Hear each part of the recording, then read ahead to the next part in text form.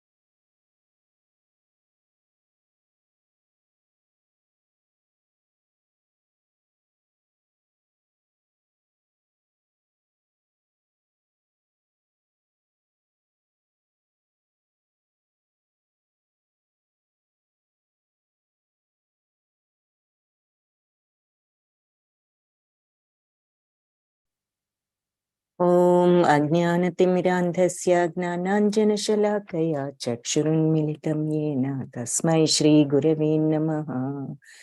నమో ఓం విష్ణుపాదాయ కృష్ణప్రేష్ఠాయ భూతలే శ్రీమతే భక్తివేదాంత స్వామి ఇతి నామినే. నమస్తే సారస్వతీ దేవి గౌరవాణి ప్రచారిణే నిర్విశేష శూన్యవాది పాశ్చాత్య దేశధారిణి. हे कृष्णा करुणा सिंधो दीनबंधो जगत्पते गोपेश गोपिका कांता राधा कांता नमोस्तुते. तप्त कांचन गौरांगी राधे वृंदावनेश्वरी वृषभानुसुते देवी प्रणमामि हरिप्रिये. जय श्री कृष्ण चैतन्य प्रभु नित्यानंद श्री अद्वैत गदाधर श्रीवासादि गौर भक्त वृंद. हरे कृष्ण कृष्ण कृष्ण हरे हरे, हरे राम राम राम हरे हरे. हरे कृष्ण. భక్తులందరికీ 12వ అధ్యాయంలో మరి మొట్టమొదట మనం అనన్య భక్తి చూసాము. ఎవరైతే మనస్సు నా మీద పెట్టి బుద్ధిని నా మీద పెట్టి ఎప్పుడు కూడా స్థిరపరిచినప్పుడు నిస్సందేహంగా నాలోనే నివసిస్తారు, వాళ్లకు తప్పనిసరిగా నన్ను చేరుకుంటారు అన్నది అనన్య భక్తి అని చూసాము. అది కూడా నీకు చేత కాకపోతే, నీ మనస్సును స్థిరంగా నా మీద ఉంచలేకపోతే అభ్యాస యోగంతో నువ్వు నన్ను పొందాలనే కోరికను పెంచుకో అని నెక్స్ట్ సాధనా భక్తిలో చెప్పడం జరిగింది. సో అది రెండవ మార్గం. అంటే ఈ మార్గాలన్నిట్లో టాప్ మోస్ట్ మార్గం అనన్య భక్తి. అది కుదరకపోతే కనీస సాధన చెయ్యి, నన్ను పొందాలనేటటువంటి కోరిక నీకు కలుగుతుంది అని చెప్పి సాధనా భక్తి రెండవ మార్గంగా చెప్పారు. సో ఏ రకంగా సాధన చేస్తాము అన్నది కూడా మనం చూసాం. ఏది మరి హరే కృష్ణ మహామంత్రాన్ని మరి మనం జపించటం, మరి భగవంతుడి సేవను చేయటము, మరి అందరిలోనూ భగవంతుడు ఉన్నారు అనేది గ్రహించి అందరి పట్ల కరుణతో ఉండటం, ఇవన్నీ కూడా మరి భగవద్గీతను శుద్ధ భక్తుల నుంచి శ్రవణం చేయడం, ఈ రకమైనటువంటి అభ్యాసం చేత ఎవరైనా భగవత్ ప్రేమ స్థాయికి చేర్చగలదు. కాబట్టి ఆ భక్తుడు తప్పనిసరిగా భగవద్ధామాన్ని ఇలా ఈ మార్గంలో ఉంటే చేరుకోగలడు అని చెప్పి చెప్తున్నారు. సో గురువు గారి యొక్క ఆధ్యాత్మిక గురువు నిర్దేశంలో ఈ విధానాలన్నీ కూడా, ఈ భక్తి విధానాలు మనిషిని తప్పనిసరిగా భగవత్ స్థాయికి, భగవత్ ప్రేమ స్థాయికి తీసుకువెళ్ళగలవు అని చెప్పి చెప్తున్నారు. అభ్యాసేప్య అసమర్థోసి మత్కర్మ పరమో భవ మదర్థమపి కర్మాణి కుర్వన్ సిద్ధిమవాప్స్యసి. ఒకవేళ ఈ అభ్యాసం కూడా, అభ్యాస యోగం సాధనా భక్తి కూడా చేయలేకపోయావనుకో, ప్రాక్టీస్ కూడా, అందులో కూడా నువ్వు అసమర్థుడు అయ్యావనుకో, అప్పుడు నా కోసం పని చేయడం ప్రారంభించు. ఆ నా కోసం గనక మదర్థమపి కర్మాణి అంటే నా కోసం గనక కర్మలు చేస్తే కుర్వన్ సిద్ధిం అవాప్స్యసి, సిద్ధత్వం నువ్వు పొందుతావు అని చెప్తున్నారు. సో భక్తి నియమాలను కూడా నువ్వు నువ్వు ప్రాక్టీస్ చేయలేవనుకో, అప్పుడు నా కోసం కర్మ చేయటానికి ప్రయత్నించు. ఎందుకంటే నా కోసం కర్మ చేయడం ద్వారా నువ్వు పూర్ణ స్థితిని పొందుతావు అని చెప్తున్నారు. సో మనకు ఈ భగవంతుడి కోసం కర్మ ఎలాగు అన్నది 11th చాప్టర్లో మనం 55వ శ్లోకంలో ఇంతకు ముందే చూసాం. మత్కర్మ కృన్ మత్పరము అని, అంటే నా కోసం నువ్వు కర్మని చెయ్యి అన్నది. సో మనిషి గనక కృష్ణ చైతన్య ఇలాంటి భావంతో గనక పనులు గనక చేసినట్లయితే, భక్తి యోగ నియమాలను నువ్వు ప్రాక్టీస్ చేయలేకపోయినా ఇలాంటి కార్యక్రమాల్లో నువ్వు గనక పాల్గొన్నట్లయితే, భగవంతుడి కోసం చేసే కార్యాల్లో, అప్పుడు నువ్వు పూర్ణత్వాన్ని పొందగలవు అని చెప్తున్నారు. అంటే కర్మలు అనేవి ఎలా ఉంటాయి అంటే, భగవంతుడి కోసం చేయటం అనేది మన ఓన్ లాభం కోసం చేయటం అని 2 రకాలు. ఇప్పుడు ప్రతి దానికి కూడా పని చేయాలంటే ఒక పని, ఒక స్థలం కావాలి, పెట్టుబడి కావాలి, ఒక వ్యవస్థ అనేది ఉండాలి, పరిశ్రమ ఉండాలి. ఏదైనా వ్యాపారానికి స్థలము, పెట్టుబడి, పరిశ్రమ ఇలాంటివి ఎలా అయితే అవసరం అవుతాయో, భగవంతుడి సేవకు కూడా ఇవన్నీ అవసరం అవుతాయి అని అంటున్నారు. కాకపోతే 2 పనులు భేదం ఏమిటి అంటే, భౌతిక స్థితిలో మరి కర్మ మన కోసం అని చేసుకుంటాము. అదే ఆధ్యాత్మిక స్థితిలో ఉన్నట్లయితే భగవత్ ప్రీతి అర్థం చేస్తాం. ఏ రకంగా చేస్తే భగవంతుడికి నచ్చుతుందో అలా చేస్తాం. అలా కాకుండా మనం ఈ భౌతిక ప్రపంచపు వ్యామోహంతో చేస్తే మన కోసం, మన కోరికల కోసం చేసుకుంటాము. కానీ ఏదైనా పని చేసినప్పుడు సేమ్ వనరులే కావాలి. ఒక స్థలం కావాలి, పెట్టుబడి కావాలి, పరిశ్రమ కావాలి, ఇవన్నీ కావాలి. తేడా ఎక్కడొస్తుందంటే ఏ భావంతో చేస్తున్నాం అన్న దాంట్లో తేడా వస్తుంది. భగవంతుడి కోసం చేసే పనికి, మామూలుగా మన స్వలాభం కోసం చేసే పనికి. కాబట్టి భగవత్ ప్రీత్యర్థం చేయటమే ఆధ్యాత్మిక మార్గము. ఏ పని చేసినా ఇది భగవంతుడికి ఎలా చేస్తే ఆయనకు ప్రీతికరంగా ఉంటుంది అన్న విధంగా చేయగలిగితే అది ఆధ్యాత్మిక మార్గం అని చెప్తున్నారు. అంటే అలాంటి పనులలో గనక మనం ఎంగేజ్ అయితే మనం ఆధ్యాత్మిక పరిపూర్ణత్వను పొందవచ్చు.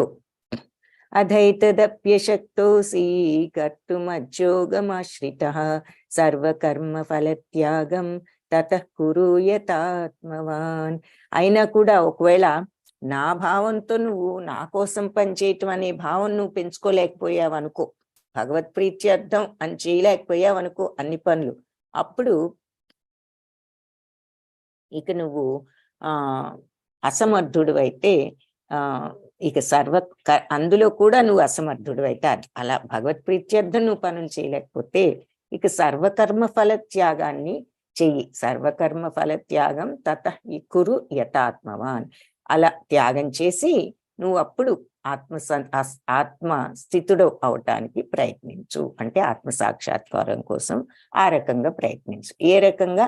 సర్వకర్మ ఫల త్యాగాలను నువ్వు సర్వకర్మ ఫలాలను త్యాగం చేసి అంటే ఇప్పుడు లాభం వస్తే వదిలేసుకోవాలా అన్నది కాదు అని ఇంతకుముందు చాలాసార్లు చెప్పుకున్నాం. ఏమిటి అర్థం? లాభం వచ్చినా నష్టం వచ్చినా ఒక పని వల్ల మనం అనుకున్నట్లు జరిగినా జరగకపోయినా సమత్వంతో ఉండగలగటమే కర్మఫలాలను త్యాగం చేయటం అంటే అర్థం. మీరు అది వచ్చిన బెనిఫిట్ను వదులుకోక్కర్లేదు, నష్టం వస్తే దుఃఖపడను అక్కర్లేదు.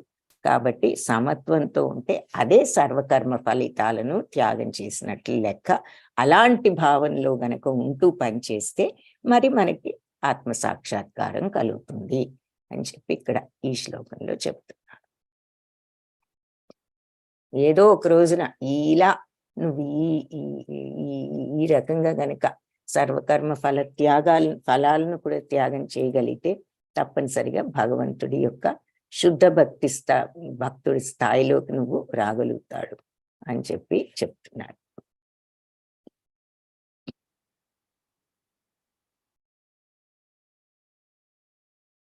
శ్రేయో హి జ్ఞానమభ్యాసాత్ జ్ఞానాత్ ధ్యానం విశిష్యతే ధ్యానాత్ కర్మ ఫలత్యాగాత్ శాంతిరనంతరం. సో ఒకవేళ ఇది కూడా చేయలేకపోయావు అనుకో, అప్పుడు జ్ఞాన సముపార్జన చేయటం మొదలుపెట్టు, అందులో నియుక్తుడవవు. అయినా కూడా జ్ఞానం కంటే కూడా ధ్యానం ఇంకా మేలైనది. కానీ యాగం వల్ల మనిషి మనశ్శాంతిని పొందగలగటం చేత సర్వకర్మ ఫలత్యాగం కూడా ఈ ధ్యానం కంటే ఇంకా మేలితరమైనది అని చెప్తున్నారు. ఇక్కడ మనం ఇది చూసినట్లయితే ఫస్ట్ అనన్య భక్తి, మనసు బుద్ధి నా మీద పెట్టినప్పుడు ఎప్పుడు కూడా నువ్వు నాలోనే నివసిస్తావు, నా లోకానికి వస్తావు, అది అనన్య భక్తి. అది సాధ్యం కాకపోతే అభ్యాసం చేయి, ప్రాక్టీస్ చేయి, అప్పుడు నన్ను పొందాలనే కోరిక నీకు పెరుగుతుంది. అది కూడా చేత కాలేదనుకో, భగవత్ ప్రీత్యర్థం ఆయనకు నచ్చే విధంగా పనులు చేయటానికి ప్రయత్నించు, అప్పుడు కూడా పరిపూర్ణత, అలా కూడా నువ్వు పరిపూర్ణుడు అవ్వచ్చు. అంటే భగవంతుడి కోసం చేస్తున్నాను ఆయన నచ్చే విధంగాని కానీ, అంతేకాని మాయలో పడిపోయి ఇది నా కోసం, నేను గొప్ప, నేను అనుభవించాలి, అలా కాకుండా భగవత్ ప్రీత్యర్థం చెయ్యి. అది కూడా చేతగాలేదనుకో, అదైతదప్య శక్త్యోసి, అందులో కూడా అసక్తుడు అయ్యావనుకో, కర్తుం అజ్యోగం ఆశ్రిత, అప్పుడు నువ్వు కర్మఫలాలను ఆశ్రయించబాక, సర్వకర్మ ఫలాలను కూడా త్యాగం చేస్తే తతఃకురు యథాత్మవాన్, అప్పుడు నువ్వు ఈ సర్వకర్మ ఫలాలను త్యజించటానికి ఆత్మ నిగ్రహంతో ఉండటానికి ప్రయత్నించు అని చెప్తున్నారు. సో నువ్వు భక్తితో కూడా నా పని చేయలేకపోయావు అనుకో, అంటే భగవత్ ప్రీత్యర్థం చేస్తున్నాను, నా కోసం కాదు అనే రకంగా నువ్వు చేయలేకపోయావు అనుకో, కనీసం కర్మఫలాలను త్యజించటానికి ప్రయత్నించు, అంటే లాభమైన నష్టమైన సమభావంతో ఉండటానికి ప్రయత్నించు. అలా నువ్వు ఆత్మ నిగ్రహంతో ఉండగలుగుతావు, తద్వారా క్రమేణా పరిపూర్ణుడు కాగలుగుతావు. అయితే ఇది కూడా నువ్వు చేయలేకపోయావని అంటే మరి నిష్కామ కర్మ, ఆ తర్వాత ఇలా ఈ సకామ కర్మ అంటే కర్మ ఫలితాలను వదులుకో, అది కూడా చేయలేకపోతే నువ్వు జ్ఞానం పెంచుకోవడానికి ప్రయత్నించు, యోగా వేదాలు అవి చదువు, అప్పుడు నీకు ఒక పరిపూర్ణత వస్తుంది మెల్లగా, అర్థాలు అవి తెలుసుకుని నువ్వు పఠించినట్లయితే. కానీ ఈ వేదాధ్యయనం ద్వారా వచ్చే జ్ఞానం కంటే కూడా ధ్యానం ఉత్తమమైనది. సో ఇది ఈ రకమైన మనం అష్టాంగ యోగంలో చూసాం భగవంతుని గురించిన ధ్యానం. కానీ ధ్యానం కంటే కూడా కర్మఫల త్యాగం ఇంకా ఉత్తమమైనది. అన్ని కర్మఫలాలను భగవంతుడికి అర్పించడం ఇంకా ఉత్తమం. ఎందుకంటే వాటిని త్యజించటం ద్వారా మనశ్శాంతిని పొందవచ్చు. కాబట్టి ఈ రెండు మార్గాల కంటే కూడా ఇది ఉత్తమం. ఈ రెండు మార్గాల కన్నా ఈ మార్గంలో వెళ్ళినప్పుడు నీకు మనశ్శాంతి కూడా వస్తుంది, తొందరలో మనశ్శాంతి వస్తుంది. ఇక్కడ మరి ఈ పళ్ళమ్ముకునే ఆవిడ, ఇవి స్టోరీ మీరు వినే ఉంటారు భాగవతంలో. ఆవిడ మరి పళ్ళన్నీ ఉన్నవన్నీ చిన్ని కృష్ణుడి చేతిలో పెట్టి ఆయన చేతిలో ఉన్న బియ్యం అన్ని జారిపోయినా ఆవిడ ఏమి ఆశించకుండా భగవంతుడికి ఇవ్వాలి అంటూ సంతోషంగా ఆ చిన్ని కృష్ణుడికి అర్పించినందుకు మరి ఆవిడ బుట్ట నిండా ఇలా వజ్రవైడూర్యాలు నిండిపోయిన ఒక కథ భాగవతంలో చూస్తాం.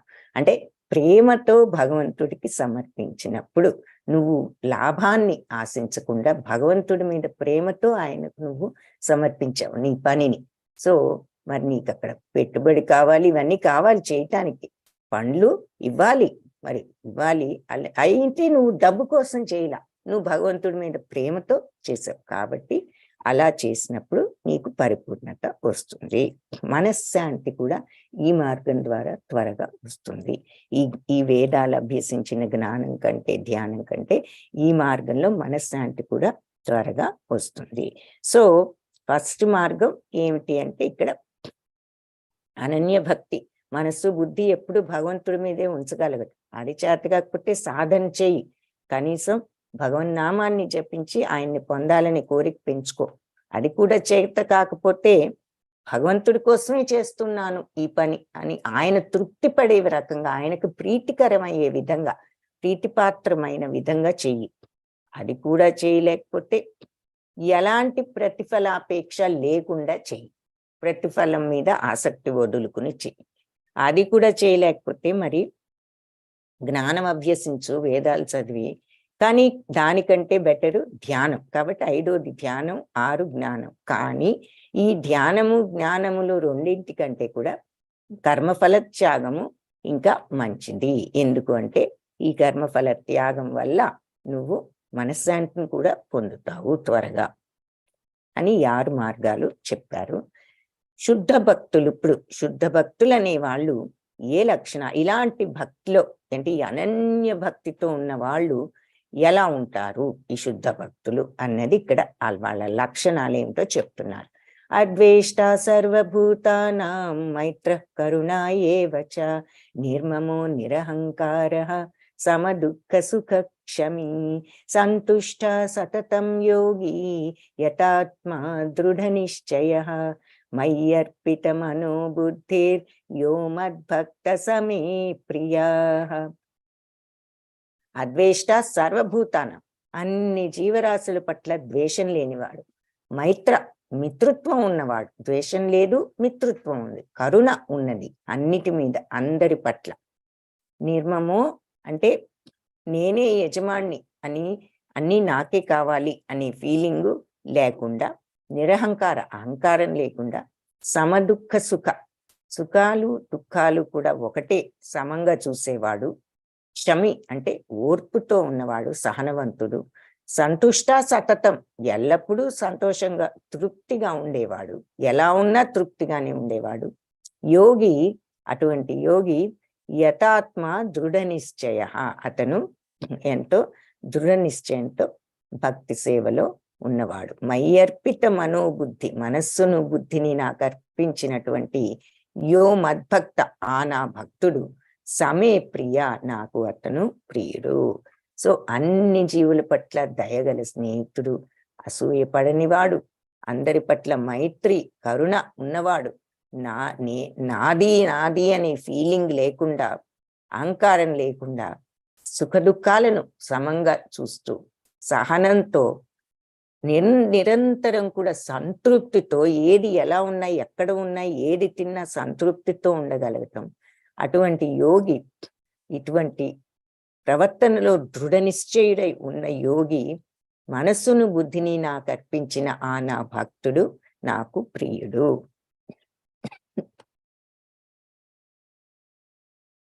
ఇంకా ఏం చెప్తున్నారు? యస్మాన్నో ద్విజతే లోకే లోకాన్నో ద్విజతో చయ హర్షామర్ష భయోద్వేగై ముక్తో సచమే ప్రియ. ఎవ్వరిని ఈ లోకంలో బాధ పెట్టని వాడు, ఎవరి చేత ఉద్వేగానికి గురి కానివాడు. హర్షామర్ష భయోద్వేగై, హర్షం హ్యాపీనెస్ లో గాని, మరి దుఃఖంలో గాని, భయంలో గాని, ఉద్వేగం గాని, ఎలాంటి పరిస్థితుల్లో అయినా ఒకే రకంగా అవేమీ లేనివాడు. సుఖము దుఃఖం అనే ఫీలింగ్స్ కానీ, భయము ఉద్వేగం వీటన్నిటి నుంచి విముక్తుడైన భక్తుడు నాకు ప్రియుడు. సో ఎవరిని బాధ పెట్టనివాడు, ఎవరి చేత ఉద్వేగానికి గురి కానివాడు, ఎవరిని నన్నా కూడా రియాక్ట్ అవ్వరు అనమాట. సుఖాల్లో బాధల్లో కూడా ఒకేలాగా ఉంటూ భయము ఆందోళన లేకుండా ఉన్న నా భక్తులు నాకు ప్రియమైన వారు. ఇదేమిటి భయం ఆందోళన లేకుండా, భయం లేకుండా ఉన్న వాళ్ళు మంచి వాళ్ళు ఎలా అవుతారు, అన్నిటికీ భయపడుతూ అలా ఉండాలి కదా అని మనకు డౌట్ వస్తుంది. భయం లేకుండా ఉండటం అంటే ఏదో పెద్దవాళ్ళ మీద భయం లేకుండా అగౌరవపరిచే వాళ్ళని కాదు. భయం ఎప్పుడు ఉండదు, ఆందోళన లేనప్పుడు ఉండదు. ఆందోళన ఎప్పుడు లేకుండా ఉంటుంది, సమస్తము మనకు చూసేవాళ్ళు మనం అనుకున్నది అనుకున్నట్లు జరుగుతుంది అని మనకు నమ్మకం వచ్చినప్పుడు ఆందోళన ఉంటుంది. సరే, ఉదాహరణకు నువ్వు ఒక 1000 రూపాయల వస్తువు ఏదో కొనాలి, నీ దగ్గర డబ్బులు లేకపోతే నీకు ఆందోళన, అయ్యో డబ్బులు లేవు, నేను ఇది కొనలేను అని.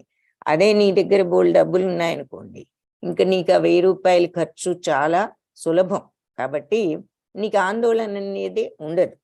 ఇది భౌతిక ప్రపంచం మీద ఒక ఎగ్జాంపుల్. అయితే ఆధ్యాత్మికంగా తిరిగినప్పుడు భగవంతుడు అనేవాడు ఉన్నాడు, ఆయన ఏది చేసినా కరెక్టే. మనం ఏదో కష్టం ఇచ్చాడు దేవుడు అనుకుంటున్నాము, ఏ జన్మలో మనం చేసిన పనికి రియాక్షన్ ఇప్పుడు అనుభవిస్తున్నామో మనకు తెలియదు. కాబట్టి ఎప్పుడైతే ఆ విషయాన్ని రియలైజ్ చేసి ఎలాంటి కష్టమైనా భగవంతుణ్ణి దూషించకుండా, ఆయన ఏదో మనకి కష్టం పెట్టాడు అనుకోకుండా మనం గనక ఉండగలిగినప్పుడు, శరణాగత తత్వం ఏది చేసినా వచ్చినా అది భగవత్ ప్రసాదమే అనేటటువంటి భావంతో ఉండగలిగినప్పుడు భయాలు ఉద్వేగాలు ఉండవు. ఏదైనా మన డ్యూటీ ఏమిటంటే పనిని శాయశక్తుల భగవత్ ప్రీత్యర్థం చేయాలి. ఆ తర్వాత ఏది జరిగినా భగవంతుడి ఇష్టం అనేటటువంటి, ఆయన ఏదిచ్చినా ఇక నేను అది ప్రసాదమే నాకు అనేటటువంటి ఉద్దేశంతో ఎవరైతే ఉండగలుగుతారో వాళ్ళకి భయం ఆందోళనలు ఇంకెందుకు ఉంటాయి. సో ఏదైనా యాక్సెప్ట్ చేయటానికి రెడీగా ఉన్నారు కాబట్టి అది భగవన్ నిర్ణయం. కాబట్టి అందుకని ఉద్వేగాలకు గురి కాని వాళ్ళు అంటే ఇలా భౌతిక ప్రపంచపు మాయలో పడిపోయి, అమ్మో ఈ పని సక్సెస్ఫుల్ గా లేకపోతే లాభం రాదేమో, నలుగురు నవ్వుతారేమో, వాళ్ళు ఏమన్నా మనల్ని వేలెత్తి చూపిస్తారేమో, ఇవన్నీ మరి భౌతిక ప్రపంచపు అటాచ్మెంట్స్, కోరికలు అన్నమాట. సో అవేమీ లేకుండా మనం చేయవలసింది మాత్రం కరెక్ట్ గా చేస్తూ తర్వాతకి ఏది జరిగినా భగవన్ నిర్ణయం అని మనస్ఫూర్తిగా ఎవరైతే అనుకోగలుగుతారో వాళ్ళకి భయోద్వేగాలు ఉండవు, ఆందోళన ఉండదు. అలాంటి భక్తులు నాకు ప్రియమైన వాళ్ళు అని చెప్తున్నారు. సో అలా ఎప్పుడు అనుకోగలుగుతాం? శరణాగత తత్వం, నమ్మకం, బిలీఫ్ ఉన్నప్పుడు, భగవంతుడి మీద విశ్వాసం ఉండాలి, భగవంతుణ్ణి శరణు వేడాలి. ఈ రెండు జరిగినప్పుడు భయోద్వేగాలు ఆందోళనలు ఉండవు. అనపేక్ష సుచిర్దక్ష ఉదాసీనో గతవ్యద సర్వారంభ పరిత్యాగి యో మద్భక్త సమే ప్రియ. మరి అనపేక్ష సుచిర్దక్ష అంటే ఏ విషయంలోనూ కోరికలు అపేక్షలు లేవు. సుచిర్దక్ష మరి పవిత్రమైన వాడు, ఇందులో దక్షతతో ఈ మార్గంలో ఉన్నవాడు. ఉదాసీన అంటే ఎలా ఉన్నా సుఖాలు వస్తే ఎగిరిపోవటము, లాభ నష్టాలు వస్తే కృంగిపోవటము, ఇలాంటివి లేకుండా ఎప్పుడు కూడా బ్యాలెన్స్డ్ గా ఉండగలిగిన వాడు. ఉదాసీనంగా. గతవ్యధ అంటే మరి ఈ వ్యధలేమీ లేనివాడు, ఏ విషయంలో వరీలు పడనివాడు. ఎవరు వరీలు పడకుండా ఉండేది? భగవంతుడి మీద పూర్తి విశ్వాసం ఉన్నవాడు. భగవంతుడిని ఎవరైతే శరణాగతి వేడతారో వాళ్ళు. భగవాన్ నువ్వు ఏది శరణాగతి అంటే ఏమిటి? నాకు అన్ని మంచి చెయ్యి, లాభమే ఇవ్వని చెప్పడం కాదు. నువ్వు ఏది ఇచ్చినా నాకు ప్రసాదం అని అనుకునే మనస్తత్వమే శరణాగత తత్వం. కాబట్టి ఎవరికైతే ఆ శరణాగత తత్వం ఉంటుందో, ఆ బ్యాలెన్స్డ్ మెంటాలిటీ ఉంటుందో, సర్వారంభ పరిత్యాగి, అన్ని భౌతిక సంబంధించిన కార్యాల్లో ఆ ఫలితాల మీద ఆసక్తిని త్యాగం చేసిన వాడు, అటువంటి నా భక్తుడు నాకు ప్రియుడు. సో ఈ భౌతిక ప్రపంచ కార్యకలాపాల్లో ఆశ్రయించని వాడు పవిత్రుడు, దక్షతున్నవాడు. ఉదాసీనుడంటే బ్యాలెన్స్డ్ గా ఉన్నవాడు, కలతలు లేకుండా మరి అన్ని వ్యవహారాల్లో స్వార్థ చింతన లేకుండా ఉండే భక్తుడు నాకు చాలా ప్రియమైన వాడు. ఇక్కడ సూరదాసు చూపిస్తున్నారు. సూరదాసుకు కళ్ళు లేవు, మహాభక్తుడు, కృష్ణ భక్తుడు. శ్రీకృష్ణుడు చిన్న బాలుడిగా వచ్చి నా చేయి పట్టుకో అంటే అతను సందేహంతో మరి చేయి పట్టుకోకుండా ఏదో కర్ర, ఆయన ఇచ్చిన కర్రను పట్టుకుంటాడు నడవమన్నప్పుడు. ఆయన కర్ర ఇస్తే కర్ర పట్టుకుంటాడు కానీ చేయి పట్టుకోడు. సో అప్పటి వరకు మరి కళ్ళు కనపడలేదు. అయితే కొంత దూరం ఉన్న తర్వాత అప్పుడు భగవంతుణ్ణి కనుగొని వెంటనే శ్రీకృష్ణుడి చెయ్యి పట్టుకున్న వెంటనే అతనికి చూపు రావటము. ఆ తర్వాత శ్రీకృష్ణుడు మరి నీకు కృష్ణ, నిన్ను చూసిన కళ్ళతో నేను ఇంకేది కూడా చూడమోను, నా చూపును మళ్ళీ నువ్వే తీసేసుకో అని అడగటం. సరే, ఆయన కోరిక ప్రకారం ఆయన అలాగే చేయటం, సూరదాస్కు మోక్షం కలగటం ఈ స్టోరీ ఉన్నది. అది చూస్తున్నాము. సూరదాస్ లాంటి భక్తుడు ముందు కూర్చుని భగవంతుడు వినడం అన్నది. సో ఎప్పుడైతే కంప్లీట్ గా అతనికి ఆ స్వార్థ చింతన అనేది పోయిందో, అతను వెంటనే మరి పట్టుకోవడం జరిగింది భగవంతుడి చెయ్యి. ఇంకా భగవంతుడి యొక్క మాట, దర్శన, స్పర్శన, సంభాషణ జరిగింది భగవంతుడితో. చూశాడు, భగవంతుణ్ణి మరి సంభాషించాడు. అయితే పట్టుకోలే అప్పటి వరకు. పట్టుకున్న వెంటనే ఇంక అతనికి అంతా కూడా మోక్షం అనేది రావడం జరిగింది.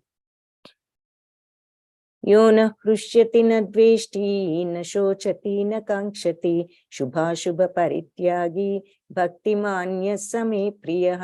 ఈ భక్తుల శుద్ధ భక్తుల లక్షణాలే ఇంకా చెప్తున్నారు. సో యోన హృష్యతి న ద్వేష్టి, ఎవరైతే అతిగా ఈ భౌతిక ప్రపంచపు సుఖాల పట్ల మోస్తూ ఇంకేముంది నాకు ఇవన్నీ వచ్చేసాయని అతిగా పొంగిపోకుండా, నద్వేష్టి ఏదైనా కష్టాలు వస్తే ఇచ్చి ఇదేమిటి అని వాటి మీద కోపంతో వాటిని ద్వేషించకుండా ఉన్నవాడు, నా శోచతి దుఃఖించని వాడు, నా కాంక్షతి ఇది కావాలి అని కోరుకోనివాడు, శుభ అశుభ పరిత్యాగి శుభాలైనా సరే అశుభాలైనా సరే రెండింటినీ కూడా వదులుకున్నవాడు. వదులుకోవటం అంటే మళ్ళీ అర్థం ఏమిటంటే ఫిజికల్ గా వచ్చిన లాభాన్ని నష్టాన్ని వదులుకోమని కాదు, దాని మీద ఆపేక్షను కానీ కోరికను కానీ కోపాన్ని కానీ. అంటే కోపం ఎప్పుడు ఉంటుంది, అశుభం అయితే రిజల్ట్ అశుభంగా ఉంటే కోపం వస్తుంది మనకి, దాని మీద ఇష్టం ఉండదు. అయినా సరే ఎలా ఉన్నా శుభమైన అశుభమైన ఒకే రకంగా ఉండగలిగిన వాడు అటువంటి భక్తిమాన్యుడు సమే ప్రియ, అతను నాకు ప్రియుడు. సో ఎవరైతే ఈ భౌతిక ప్రపంచ సుఖాలను చూసి ఆనందించకుండా ప్రాపంచిక కష్టాల బాధల పట్ల విపరీతమైన వ్యధ చెందకుండా, నష్టం జరిగినా బాధపడరో, లాభం కోసం ప్రాకులాడరో, శుభ అశుభ రెండింటినీ కూడా ఒకే రకంగా చూస్తారో, ఇటువంటి జనులు భక్తితో ఉన్నవారు నాకు చాలా ప్రియమైన వారు. ఉదాహరణ ప్రహ్లాద మహారాజు. మరి ఆయన ఎన్నో ప్రయత్నాలు, ఆయన చంపడం, అది కూడా ఎలా ఏనుగులతో తొక్కించడం, కాళ్ళు చేతులు కట్టిపడే సముద్రంలో పడేయడం, ఇలాంటివన్నీ చేసిన నారాయణ మంత్రం నోటి మీద ఉంచుకుని ప్రతిసారి భగవంతుడితోనే స్వయంగా రక్షింపబడ్డ ప్రహ్లాదుణ్ణి ఇక్కడ చూస్తున్నాం. సమశత్రౌ చ మిత్రే చ తదా మానాపమానయో శీతోష్ణ సుఖ దుఃఖేషు సమసంగ వివర్జితః తుల్య నిందా స్తుతిర్మౌని సంతుష్టో ఏన కేనచిత్ అనికేత స్థిరమతి భక్తిమాన్ మే ప్రియో నరః. శత్రుమిత్రులతో సమభావంలో ఉన్నవాడు, గౌరవం అగౌరవం, వేడి చలి, ఆనందం బాధ, కీర్తి అపకీర్తి ఇలాంటివన్నిటి పట్ల కూడా సమభావం ఉన్నవాడు. సమభావం ఉండటం అంటే ఏమిటి, గౌరవమైన అగౌరవమైన ఒకటే అనుకోగలిగిన వాడు, వేడైన చలైన ఆనందమైన బాధ అయినా ఏదైనా ఒకటే. ఎప్పుడు వస్తుంది ఈ మనస్తత్వం, కీర్తైనా అపకీర్తైనా ఒకటే, సమభావం అన్ని పరిస్థితుల్లో. ఇది భగవంతుడి ప్రసాదం. ఈ అపకీర్తి రావడం కూడా ఆయన ఇచ్చారు అంటే ఇందులో తప్పు లేదు, భగవంతుడి నిర్ణయాల్లో ఎప్పుడూ తప్పు లేదు. నేను అనుకోవచ్చు, మనమేమనుకుంటాం ఇదేమిటి భగవంతుడా ఇలా కష్టాలు పెడుతున్నావు అని మనం భగవంతుడిని ప్రశ్నిస్తూ ఉంటాం. మనకి ఇష్టం లేనిది ఏదైనా జరిగినప్పుడు. ఇష్టమైనది జరిగినప్పుడు ఇదంతా నా గొప్పతనం వల్లే జరిగింది, నేను ఎంతో తెలియగలవాడిని, కష్టపడ్డాను కాబట్టి రిజల్ట్ వచ్చింది అనుకుంటాం. భగవాన్ థ్యాంక్ యూ అని ఎప్పుడు అనుకో. కానీ అదే మనకు ఇష్టం లేనిది జరిగింది అనుకోండి, ఇదంతా భగవంతుడే చేశాడు అనుకుంటాం. మనకు తెలియంది ఏమిటి అంటే ఇది ఎప్పుడో మనం చేసిన పనికి ప్రతిఫలం, reaction. Every action has N opposite reaction, equal and opposite అన్నది ఐన్స్టైన్ థియరీయే కాదు, ఉన్న విషయమే. ఆ థియరీని ఐన్స్టైన్ కనుక్కున్నాడు అంతే, కొన్ని ఉదాహరణలతో ప్రూవ్ చేసి. అంతేకాని ఇప్పుడు మనం చేసిన ప్రతి పని మన స్వలాభం కోసం భౌతిక ప్రపంచపు వ్యామోహంలో పడి చేసినప్పుడు ప్రతిదానికి ఒక రియాక్షన్ ఉంటుంది. అవే కర్మబంధాలంటే అర్థం. సో ఆ కర్మబంధాలు ఎప్పుడు వస్తాయి మనకు అంటే కొన్ని వెంటనే రావచ్చు, కొన్ని నెలలకు రావచ్చు, సంవత్సరాలకు రావచ్చు, కొన్ని జన్మల తర్వాత కూడా రావచ్చు. సో మనకు తెలియదు. కొందరిని చూసి వీళ్ళు పాపం ఎంతో మంచి వాళ్ళు, ఇదేమిటి భగవంతుడు వీళ్ళకి ఇంత కష్టం పెట్టాడు అనుకుంటా. మనకి తెలియనిది వాళ్ళు ఏ జన్మలో ఏం చేశారో మనకు తెలియదు. భగవంతుడిదేమీ లేదు, ఆయన అందరికీ మనసును బుద్ధిని ఇచ్చి సరిగ్గా ప్రవర్తించమని చెప్పారు. మనం దానిని చెడుదావులో పెట్టినప్పుడు మన యొక్క కర్మ బంధాల ఫలాలను బట్టి మరి మనం అది ఎప్పుడో ఒకప్పుడు అనుభవిస్తాం. సో ఇక్కడ సరే శత్రువులతో మిత్రులు, గౌరవమైన అగౌరవమైన, ఆనందమైన బాధ అయిన, కీర్తైన అపకీర్తైన సమభావంతో ఉండగలిగిన వాడు మరి సంఘ వివర్జిత అంటే అందరినీ వదిలేసి ఒంటరిగా ఉండటం అనే కాదు, అటాచ్మెంట్స్ లేకుండా ఉండగలగటం.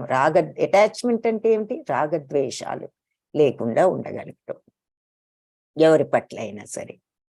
తుల్య నిందా స్తుతి అంటే నిందైనా స్తుతి అయినా ఒకే రకంగా ఉండేవాడు. మౌని, ఎప్పుడు క్వైట్ గా ఉండేవాడు. మాట్లాడకుండా ఉండటమే కాదు, మనస్సును కూడా క్వైటం చేయటం.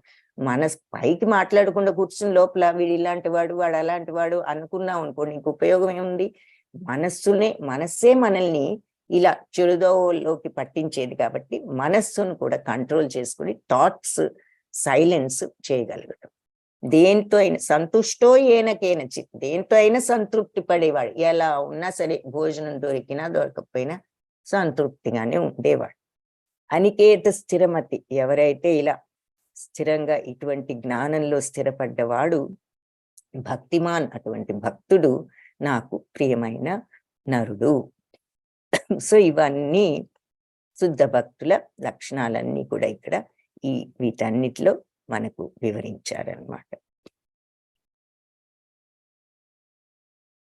చివరికి ఏతు ధర్మ్యామృతం ఇదం యథోక్తం పర్యుపాసతే శ్రద్ధాన మత్పరమా భక్తాస్తేతీవ మే ప్రియ. ఈ భక్తి యోగం అనేటటువంటి అమృత తుల్యమైన ఈ ధర్మాన్ని గనక అనుసరిస్తూ నువ్వు యథోక్తం పర్యుపాసతే, నీ శక్తి వంచన లేకుండా నువ్వు దీన్ని ఫాలో అవుతూ ఆరాధిస్తూ ఉంటే గనక శ్రద్ధదాన, ఎలా శ్రద్ధతో నాకు అర్పించి భక్తితో ఉన్నప్పుడు తప్పనిసరిగా నన్ను అలాంటి వాళ్ళు నాకు ప్రియులు అని చెప్తున్నారు. సో ఈ భక్తి యోగం అనే అమృత మార్గాన్ని అనుసరిస్తూ నన్నే పరమ లక్ష్యంగా చేసుకుని ఈ శ్రద్ధతో భక్తితో ఎవరైతే ఉంటారో వాళ్ళు నాకు అత్యంత ప్రియులు.